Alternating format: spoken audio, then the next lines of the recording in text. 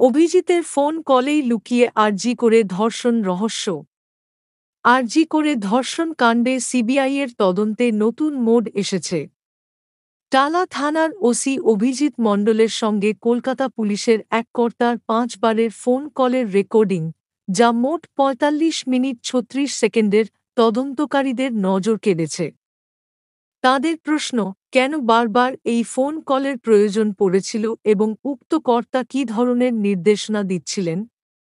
অভিজিৎ মণ্ডল সিবিআইকে জানিয়েছেন যে ওই ফোনালাপের সময় কেসের বিষয়ে আলোচনা হচ্ছিল। তবে তদন্তকারীরা মনে করছেন ওই কলের মধ্যে তথ্যপ্রমাণ লোপাটের পরিকল্পনা বা অন্যান্য অবৈধ কার্যকলাপের কথাবার্তা হয়ে থাকতে পারে।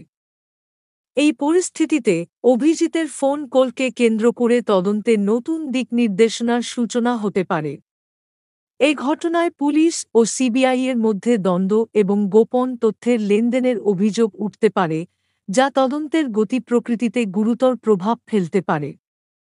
এদিকে অভিযুক্তদের বিরুদ্ধে তথ্য প্রমাণ লোপাটের অভিযোগ গুরুতর হয়ে উঠছে, যা এই মামলার গতি পরিবর্তন করতে পারে। তদন্তকারীরা এখন অভিজিতের সঙ্গে করা ফোনালাপের বিস্তারিত বিশ্লেষণ করছেন, যাতে পুরো কাণ্ডের প্রকৃত সত্য বেরিয়ে আসে।